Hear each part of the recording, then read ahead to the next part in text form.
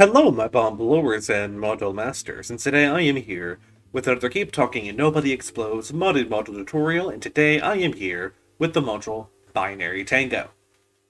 Binary Tango is a module that takes two numbers, converts them into binary, and interweaves their binary sequences to create a new number that we're going to submit to the module.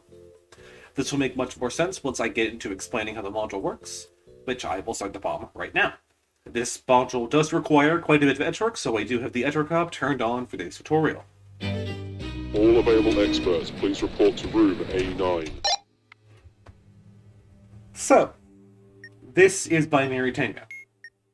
It starts as a black module initially, but as we progress through the three stages of the module will become colorful and more colorful. So, you have three displays. The top and bottom will have two numbers that are in base 10. The middle display will always be 0.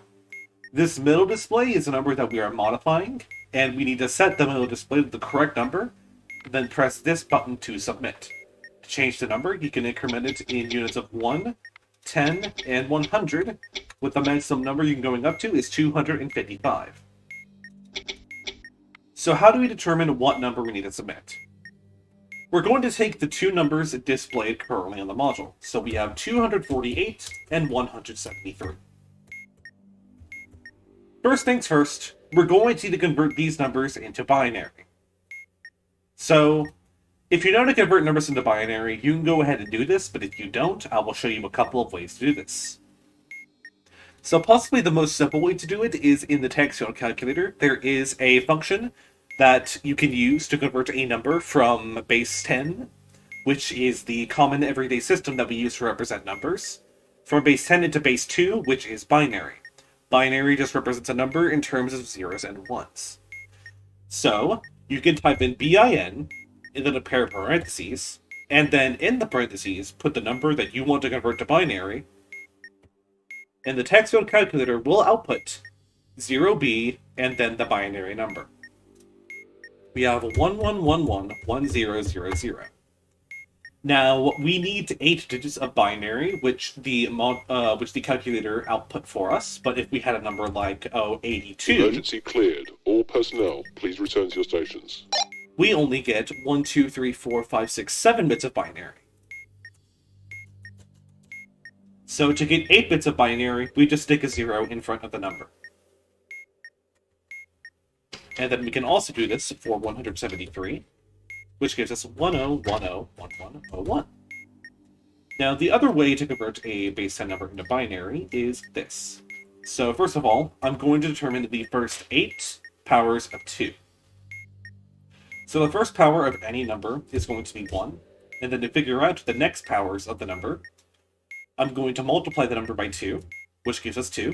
And we're going to keep multiplying the number we get by 2 until we get 8 numbers. So we have 2 numbers. Our third number is 4. Our fourth number is 8. Then we get 16, 32, 64, and 128. I'm going to reverse the order of these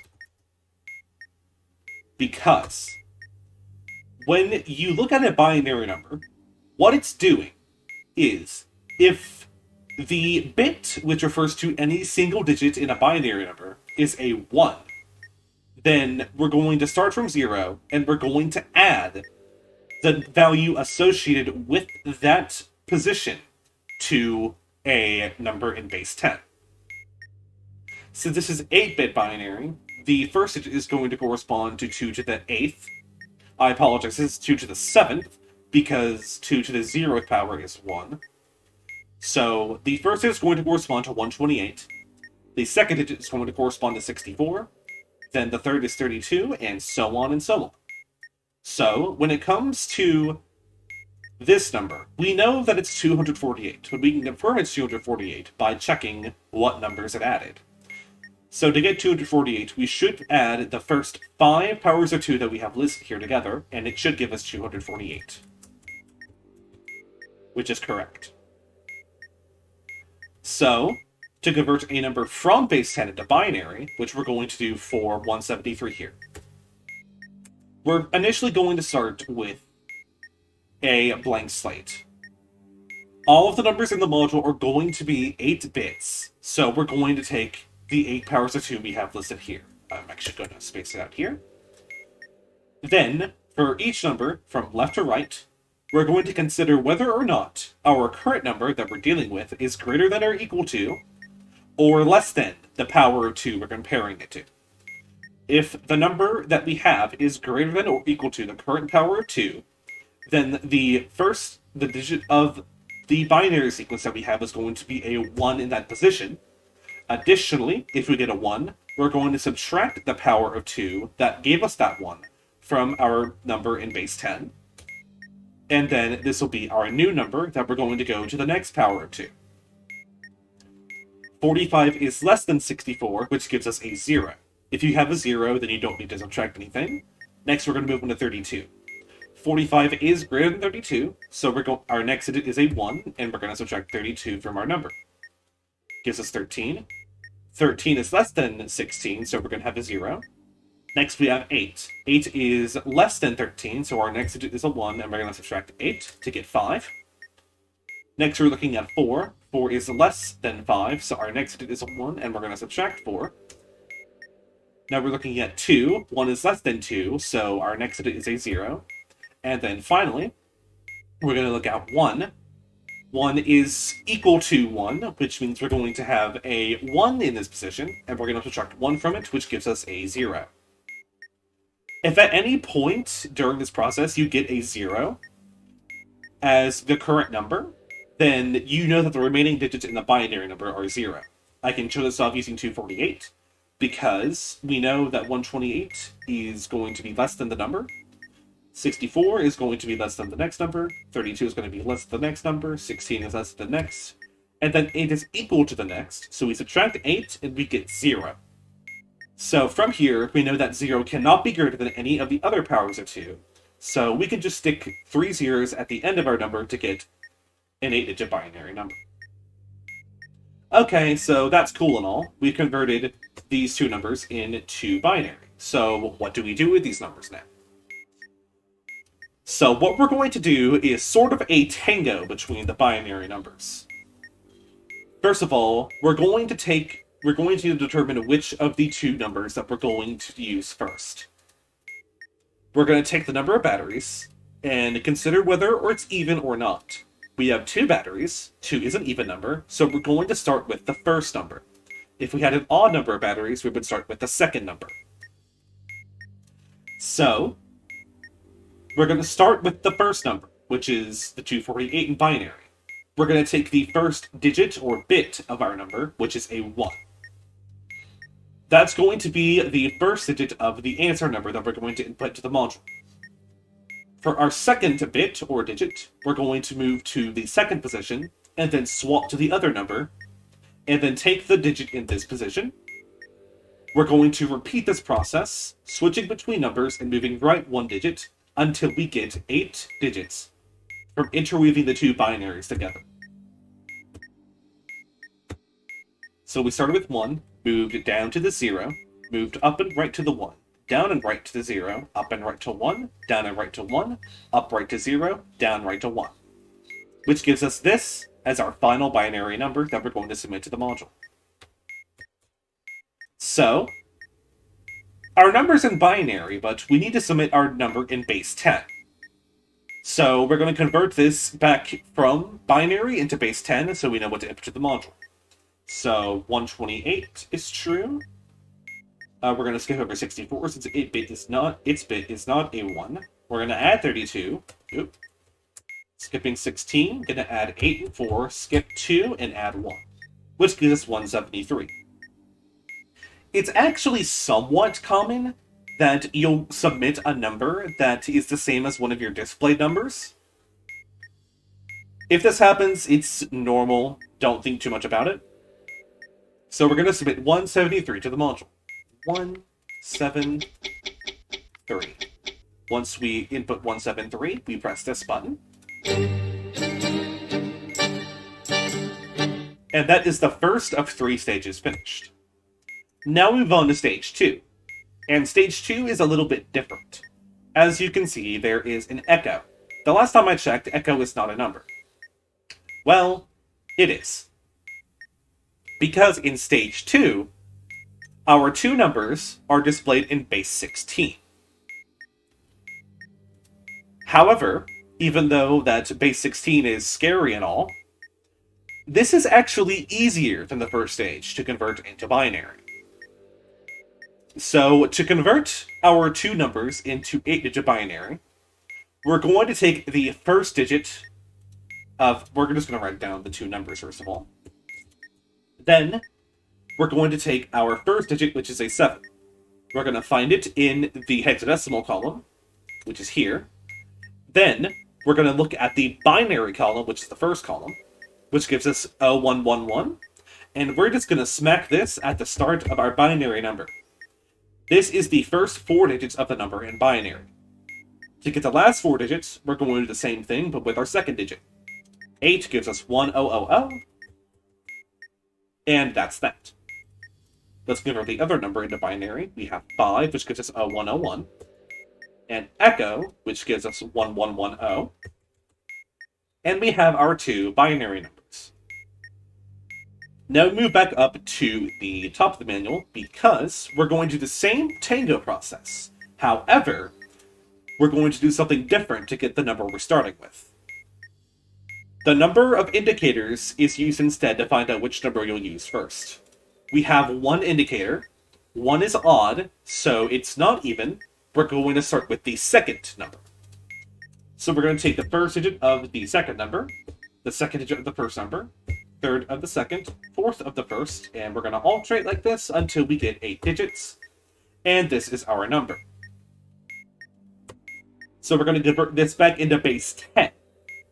You don't need to convert this back into base 16, because throughout each stage, even though that our numbers are displayed in base 16, we're inputting the number in base 10. So we need to convert this into base 10 to know what we're inputting. So we have 64, skipping 32, 16, 8, skip 2. We're inputting 90, which is equal to 100 minus 10. But this gives us 5 alpha, which is not 90. This is because that 90 in base 10 is equivalent to 5 alpha in base 16. To confirm this, we still have our binary number here. We can take the first 4 digits of our binary number, look it up in the binary column, look at the hexadecimal row. It gives us 5. So this confirms that we're on the right track, because the first 5 digits of our binary number is the same as the first digit of the hexadecimal number. Same thing is going to happen if we look at 1010, it's going to correspond to alpha. So we know this is the correct answer, we're going to submit it. And now we move on to the last stage. The last stage has its numbers displayed in base 8. To convert a base 8 number into binary, we're going to use a similar process that we did with the hexadecimal numbers.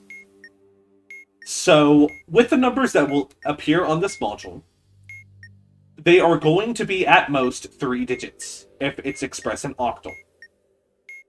You have a chance of getting a 2-digit or even a 1-digit number. A 1-digit number is just what it says it is, but a 2-digit number is different. Same with a 3-digit number. So, the first digit of an octal number that will appear in the module is going to be either 0, 1, 2, or 3.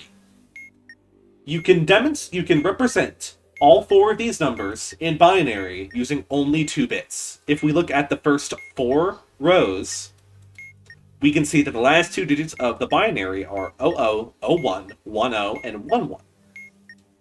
This is actually going to be the same pattern that we see throughout all of the rows.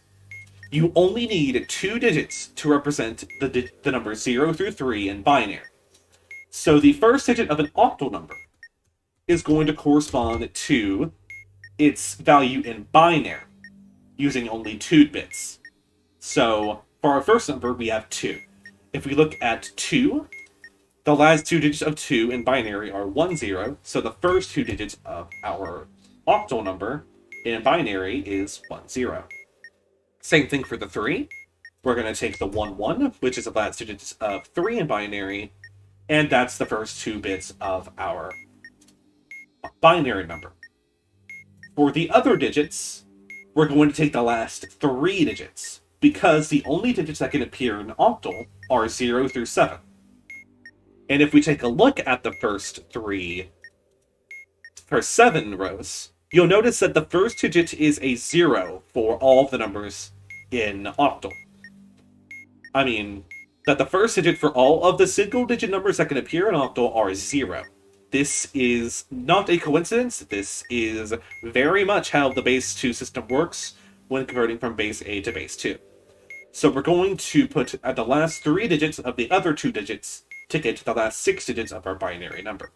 So 5 is 101, and 2 is 010.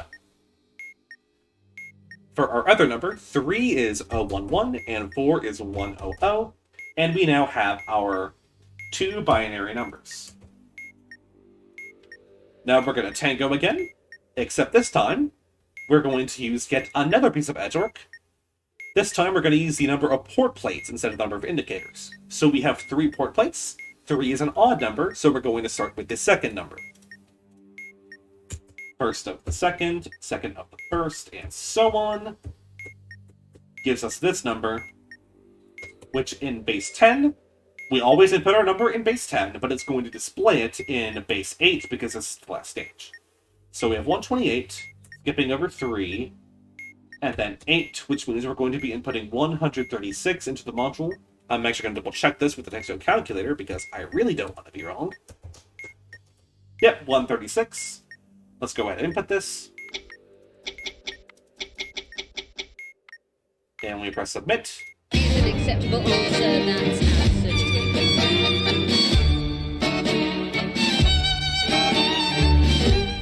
The module solves and plays a spectacular solve sound.